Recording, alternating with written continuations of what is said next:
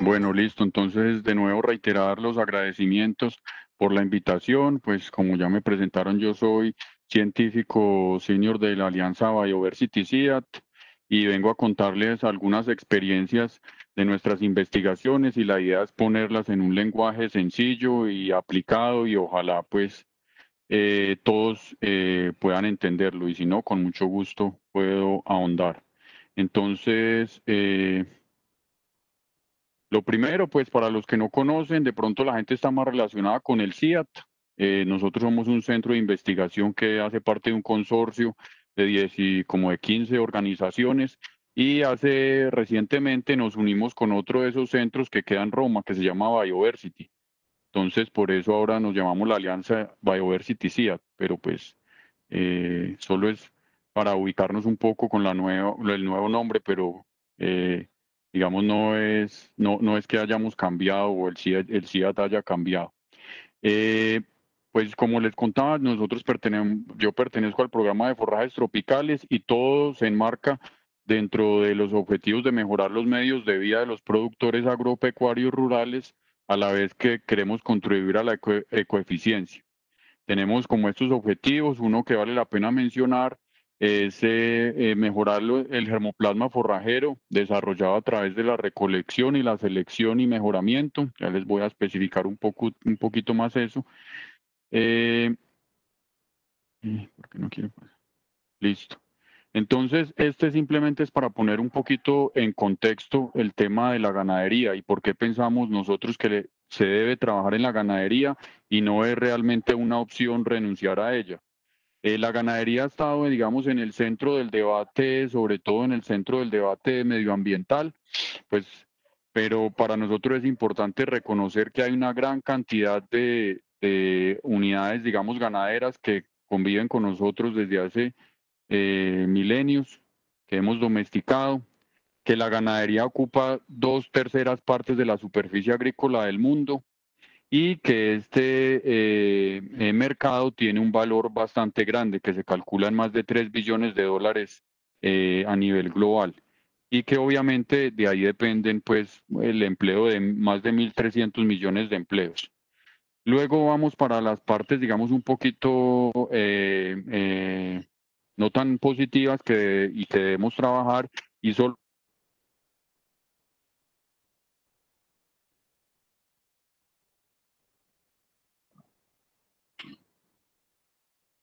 Jacobo.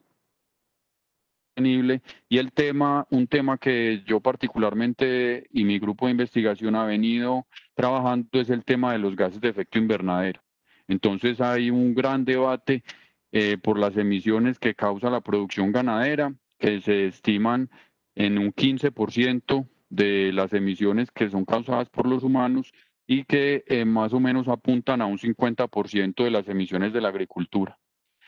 Por todas estas razones, nosotros pensamos que no es decir que no haya ganadería o no trabajar en la ganadería no es una opción. Y pensamos que los sistemas ganaderos, por tener el uso de tierra más grande en el mundo, es muy clave mejorarlo y trabajar en ellos. Si queremos, digamos,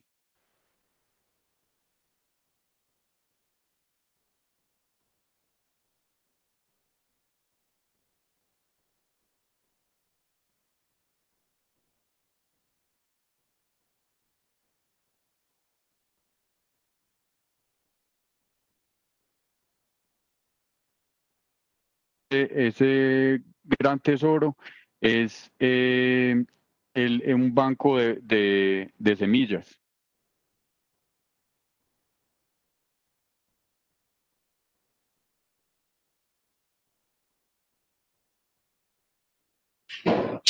Jacobo, se te está cortando. 44.000. ¿Será que apagas la cámara Bueno, para que estemos seguros que te podemos escuchar? bueno, listo. Gracias. Espérate, a ver, yo trato de... ¿Dónde está? Ahí te estoy oyendo perfecto, pero ahorita como 2 o 3 veces se cortó un poquito lo que decías. Listo, estoy viendo a ver cómo apagar la cámara porque se me perdió el... Ah, bueno, no, dale que ahí justo no fue sino decirte para que te oyera bien. Ah, bueno, qué pena. Bueno, listo, qué pena con ustedes. Bueno, entonces les contaba que nosotros tenemos un gran tesoro en la Alianza Biodiversity Ciudad y es un banco de semillas que, como ustedes pueden ver, están guardadas y, digamos, preservadas, y es el trabajo de predecesores, de investigadores como yo, que dedicaron su vida científica a recorrer el globo recogiendo semillas que le veían potencial para uso en la agricultura. Pero obviamente no es solo el hecho de guardarlas y no utilizarlas, sino que el gran reto es poder utilizarlas. Todas esas más de 40.000 tipos diferentes de semillas de forrajes tropicales, lo que nosotros hacemos es hacer selección y mejoramiento por mejoramiento genético. Entonces, selección pues equivale a probar un grupo de esas semillas y escoger la mejor. Y el mejoramiento se enfoca en hacer cruces genéticos, en poner, digamos, escoger un padre con unas características deseables y una madre con una característica deseable, cruzarlos y que los hijos en teoría puedan llevar esas dos características que uno quiere. Entonces eso es lo que hacemos en el CIAT, y pues han salido bastantes materiales forrajeros que tal vez muchos de ustedes lo conocen.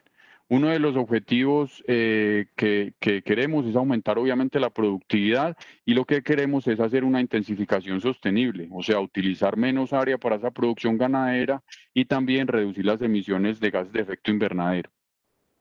Un ejemplo de esos materiales forrajeros que les queremos mostrar es un ensayo que tenemos en el CIAT, donde hacemos una combinación entre, entre diferentes forrajes. Entonces comparamos, voy a utilizar solo los tres últimos tratamientos para que sea más sencillo, donde combinamos una pastura limpia, que es la Brachiaria híbrido caimán, que es pues, un material relativamente reciente, solo, así como lo se ven en pasturas, digamos, solo.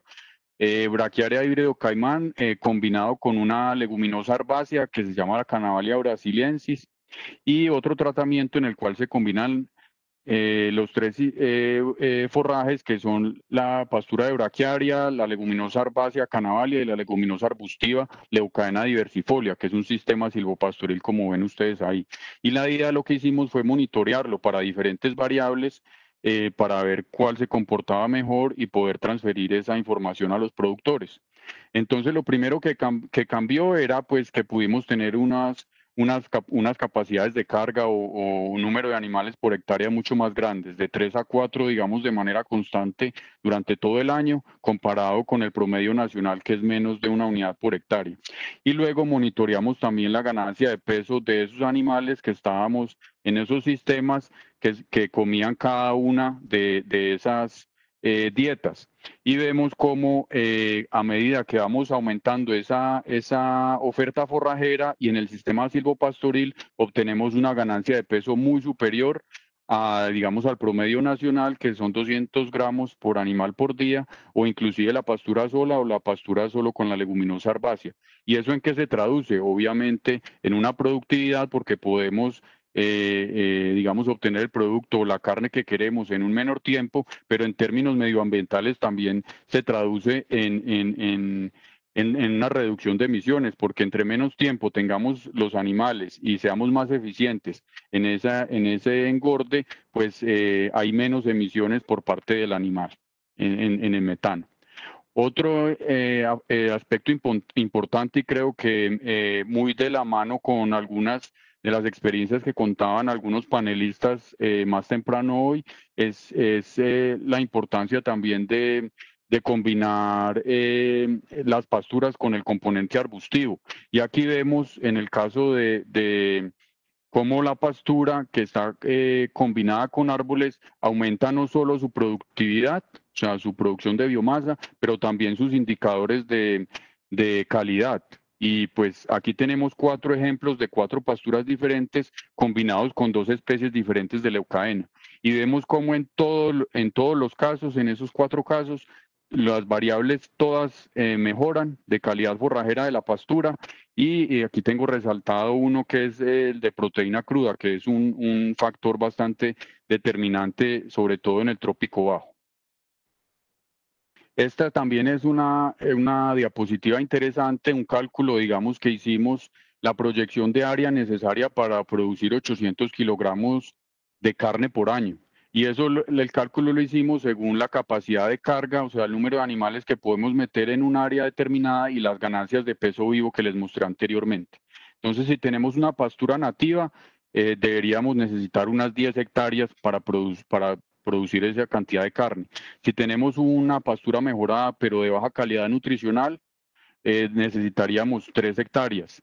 Si tenemos una pastura mejorada como el híbrido caimán, ya reduciríamos esa área a 1.7 hectáreas.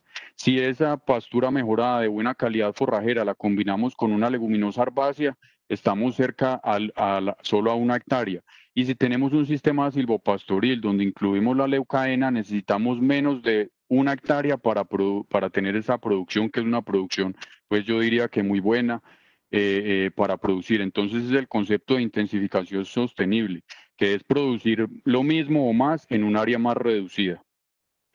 Y eso ayuda a reducir la presión en los bosques y en las selvas, pues que como sabemos son una reserva grandísima de carbono. Lo otro que hemos descubierto en este ensayo que les mostré son los servicios ecosistémicos que pueden prestar una ganadería bien manejada. Lo que investigamos aquí son indicadores de salud del suelo y vimos que el sistema silvopastoril presenta unos indicadores de salud del suelo mucho mejores a cuando está una pastura limpia. Entonces aquí tenemos los 3 tratamientos, la braquiaria con canavalia y el sistema silvopastoril. Y lo que hicimos fue medir los insectos como bioindicadores. Entonces los que estudian, digamos, estos insectos ya saben que hay unos insectos que si están presentes es porque el suelo tiene digamos, una salud, está saludable. Y nos dimos cuenta en un artículo que publicamos y que pues está disponible, pero lo que quiero enfatizar es que cuando utilizamos un sistema silvopastoril no solo estamos disminuyendo emisiones, aumentando reservas de carbono, pero también estamos mejorando los indicadores de salud del suelo, como materia orgánica, la densidad del suelo disminuye y se crean este tipo de agregados biogénicos que son los deseables para evitar que los nutrientes del suelo se escapen. En cuanto a emisiones de metano, ya en cuanto a emisiones de gas de efecto invernadero, para hacer una pequeño recuento, yo sé que algunos son expertos en el tema y no lo necesitan, pero para que todos estemos en la misma página, en el proceso de fermentación entérica en el ganado es un proceso, digamos, fantástico desde el punto de vista biológico, que permite obtener o producir alimentos ricos en nutrientes de pasturas que para los humanos, digamos, no lo podemos consumir. Sin embargo, ese proceso genera como un subproducto el metano, que es un gas con efecto invernadero, un gas que tiene el potencial de calentar la atmósfera. Entonces, digamos, es inevitable no tener un proceso de fermentación entérica sin que se produzca metano. Lo que hacemos es tratar de reducir esas producciones de metano, o sea, poder aprovechar ese proceso biológico tan fascinante, pero lograr que esas emisiones reduzcan. Entonces, lo que hemos investigado nosotros y otros, como el CIPAF y otras organizaciones a nivel mundial, es que hay unas leguminosas, como para seguir con el mismo ejemplo de la leucaena, que son ricas en algunos metabolitos secundarios, tales como las saponinas y los fenoles y los taninos. Y cuando ellas están presentes, esas moléculas tienen un efecto modulador en la fermentación ruminal. Y lo que hace es algo como disminuir las emisiones de metano a medida que se aumenta el porcentaje de los taninos condensados en la dieta. Esos taninos están dentro de las hojas de leucaena. Entonces aquí vemos que a medida que vemos un efecto de dosis. Cuando no se aplica, digamos, o no se incluye la leucaena en la dieta, pues hay una emisión del 100%. Y a medida que aumentamos esa proporción de esas hojas de leucaena, no solo aumentamos los niveles nutricionales de esa dieta, sino que logramos una disminución en esas emisiones de metano. Entonces eso es lo que buscamos, un gana-gana, que haya mejor productividad, pero que también haya menores emisiones. Otros de nuestros experimentos también nos han dicho que un manejo adecuado del pastoreo puede reducir las emisiones de metano. Entonces hicimos un experimento con una pastura donde se la ofrecimos a los animales a un tiempo, digamos, cercano al óptimo, que es a los 45 días de rebrote, y a esos mismos animales, y se midió las emisiones de metano. A esos mismos animales, ese pasto también se dejó, digamos, envejecer hasta los 65 días y medimos las emisiones de metano de esos animales cuando comían esas dos dietas y nos dimos cuenta que cuando se le ofrece el pasto en una edad mucho más adecuada, hay menor emisiones de metano. Entonces aquí tenemos una estrategia de manejo súper clave, no solo para aumentar productividad, sino también para reducir emisiones, el manejo del pastoreo. Dejamos a un lado ahora un poco el tema de las emisiones del animal y nos vamos a las emisiones que vienen del suelo, el manejo del suelo y unas emisiones que vienen por parte del nitrógeno. Entonces hay un concepto que se llama la inhibición biológica de la nitrificación. Y en términos sencillos, lo que sucede es que cuando el nitrógeno entra al sistema, al suelo, bien sea por excretas de animales o por fertilización, digamos, por urea o fertilización nitrogenada, hay unos microorganismos que convierten muy rápidamente ese nitrógeno que pasa del amonio al nitrato. Muy rápidamente ellos sacan energía de ahí y lo pasan a nitrato. Y de este nitrato es más móvil en el suelo y se genera un gas de efecto invernadero que se llama el óxido nitroso, que es muy, muy potente. Entonces se ha descubierto que pasturas de braquiaria tienen la capacidad de reducir esa velocidad en la cual el nitrógeno pasa del amonio al nitrato y por ende el nitrógeno puede estar más tiempo en el suelo y se reduce las emisiones de gases de efecto invernadero. Entonces lo que hicimos fue hacer un experimento, digamos, en el trópico bajo, pues sabemos que no hay demasiadas fertilizaciones a las pasturas, pero las entradas de nitrógeno al sistema o al suelo vienen es por los parches de orina. Cuando hay una deposición de orina, hay una gran cantidad de nitrógeno que entra al suelo y lo que hicimos fue comparar dos tipos de pasturas, una que se llama braquiaria vireo mulato, que no tiene esa capacidad de disminuir ese paso de amonio al nitrato rápidamente, y otra que es braquiaria humidícola 679 que sí lo tiene. Y lo que nos dimos cuenta es que las emisiones que vienen del suelo, de ese gas potente de efecto invernadero, que es el óxido nitroso, estaban bastante limitadas cuando se utiliza esa pastura adecuada.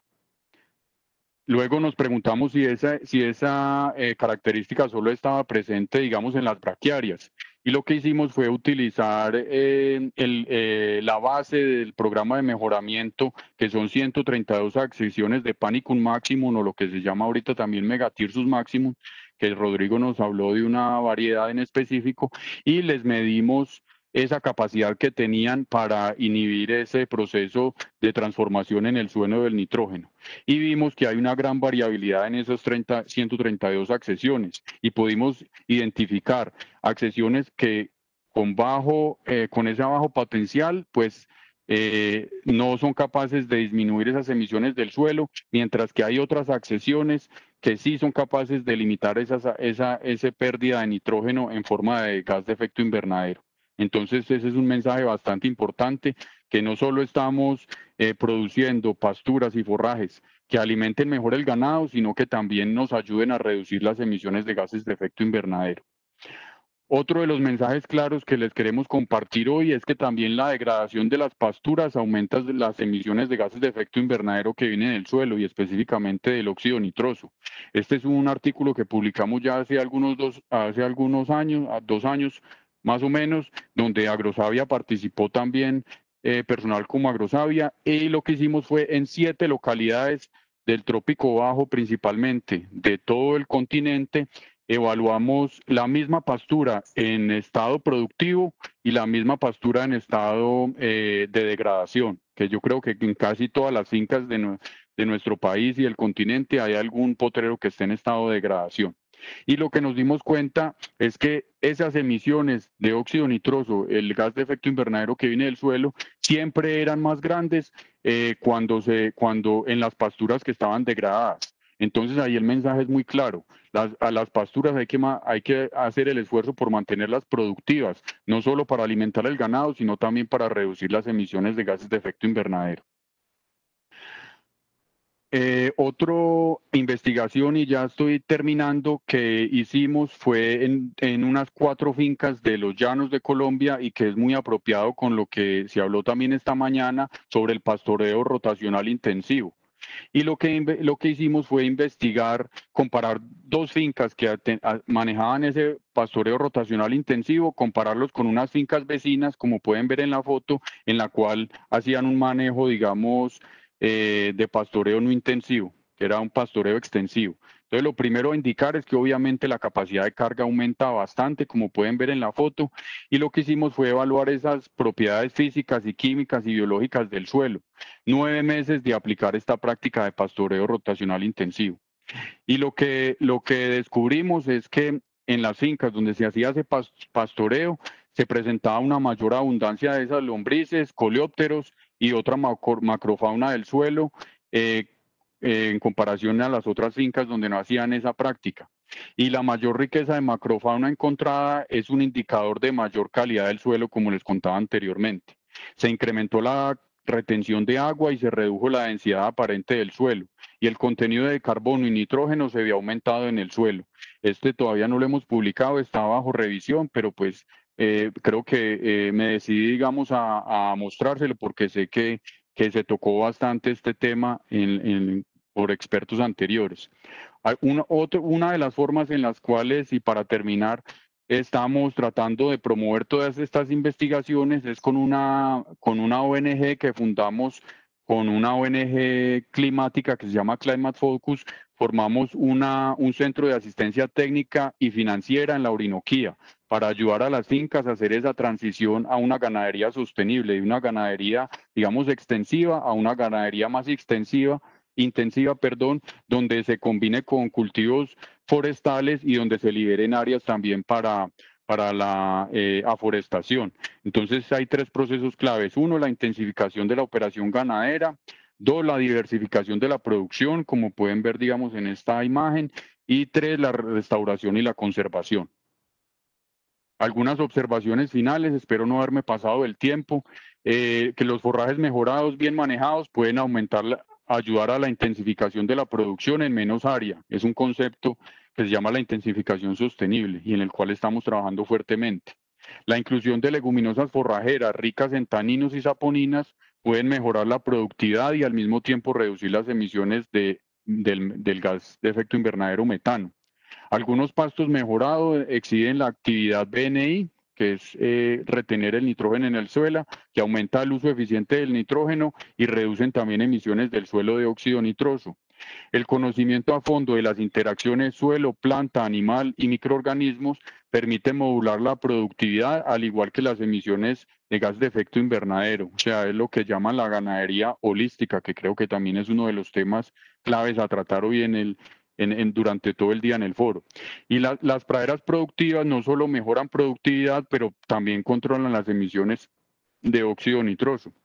Y el pastoreo intensivo rotacional favorece los indicadores claves de salud del suelo. O sea, no es solo el tema de aumentar productividad, pero también pueden hacer una mejora al suelo. Bueno, eso era todo por hoy. Espero pues que les haya servido y que no haya sido demasiado técnica y demasiado confusa mi presentación. Jacobo, gracias. Fue muy técnica, pero muy interesante y muy poco confusa. Me quedó muy claro y con muchas ganas de preguntarte muchas cosas. Lo primero es decir, digamos, hay muchas cosas para rescatar de todo lo que dijiste. Ya puedes poner la cámara presentando, ya no se nos cae seguramente.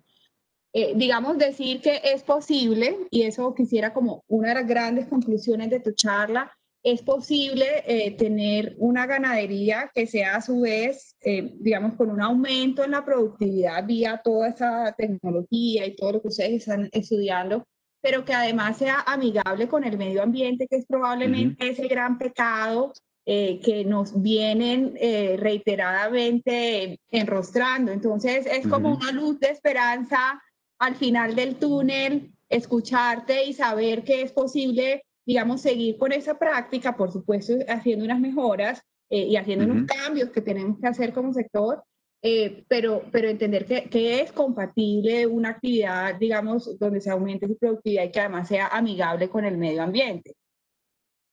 Sí, correcto, María Viviana. Yo creo que esa es una de, digamos, de las cosas que hemos tratado de hacer.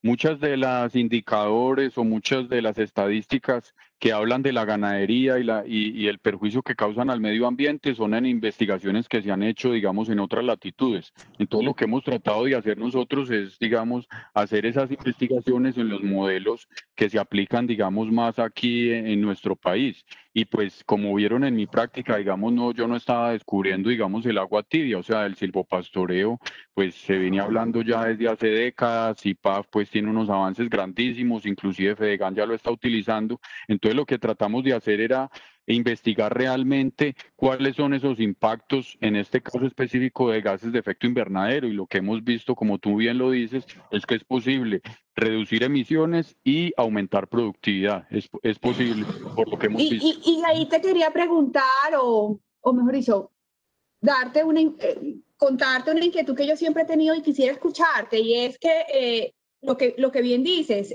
digamos, las mediciones que existen alrededor de la generación de gases de efecto invernadero en la ganadería casi siempre son de otras latitudes. La pregunta, y hablábamos en esos días los dos, ¿qué tan medido tenemos esos impactos en el hato nacional, en la ganadería colombiana? ¿Eso qué tan medido está y qué tan confiable y qué tanto sabemos de eso?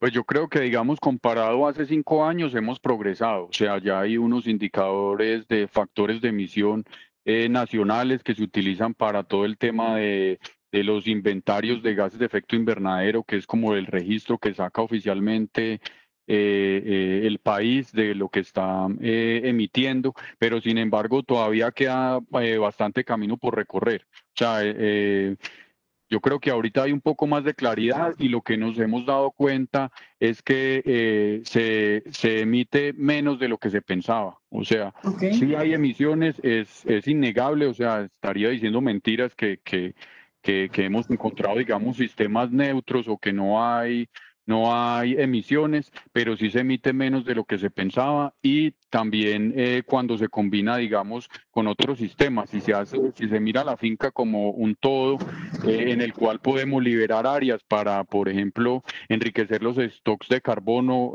con cultivos forestales o simplemente haciendo aforestación, podemos también lograr reducir esa huella de carbono como finca. Jacobo, yo necesito preguntarte y creo que en esa conversación quedaríamos cortos si no involucramos la punta del consumidor. Y digamos que eso, todo eso que tú vienes contando implica un esfuerzo grande para el ganadero, no solamente a nivel cultural, sino que ya también hablamos de, digamos, económicamente la implementación de lo que eso implica en una cantidad de cambios. ¿Qué tanto el consumidor está dispuesto a pagar por eso, a reconocer este esfuerzo? Uno ve, y digamos yo este fin de semana que estuve un poquito estudiando, encontrábamos, digamos, hay un estudio del 2018 de Nielsen que dice que el 50% de los americanos está dispuesto a cambiar sus hábitos y a pagar un poco más si esto, digamos, va en mejora de una producción más limpia y sostenible. Uno ve cadenas en Estados Unidos como Whole Foods que ya empieza a ver como una bonificación por eso. En el mercado colombiano, ¿qué tanto esto se reconoce o está el consumidor dispuesto a reconocer este esfuerzo adicional que tendría que hacer el sector, digamos, en lo que tú conoces, en lo que has podido ver? Sí. Pues yo creo que hay, digamos, unos 3 elementos que yo veo que son claros.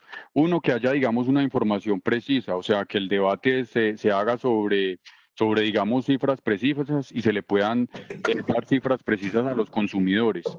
Dos, que hayan, digamos, procesos de certificación creíbles, ¿no? O sea, Sí, por ejemplo, si hay en el supermercado dos productos y uno me dice que es sostenible, pues que eso realmente sea esté sostenible. respaldado, sí, sea sostenible, esté respaldado, digamos, por una entidad creíble y pues con estándares internacionales.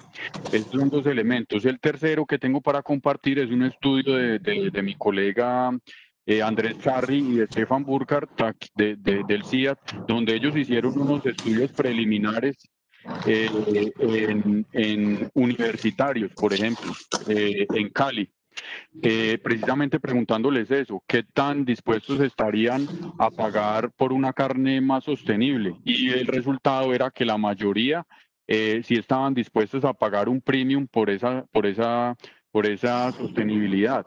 De todos modos, hay que recordar pues que el estudio se hizo, digamos, en estudiantes, sobre todo de estratos de 4 hacia arriba, entonces gente que Claro, realmente tiene el poder tiene adquisitivo. el poder adquisitivo para hacerlo. Claro, claro, también hay que recordar que tal vez de los primeros, del estrato 1 al 3, pues obviamente el precio es el factor mucho más determinante. Pero lo que hemos visto con lo que les compartía en la última diapositiva con esto de Ganso, que es la ganadería sostenible, es que, por ejemplo, estamos haciendo ya socios con el Éxito, con grandes superficies, donde ellos están súper interesados a pagar un premium por unas fincas que estén certificadas y que, digamos, Ganso les diga, mire, cumple con estos indicadores de sostenibilidad, entonces ellos están dispuestos a pagarle un premium a ese ganadero que, digamos, hizo todo el esfuerzo, no solo de monetario, sino de tiempo en poner esas prácticas y en cumplir esos estándares.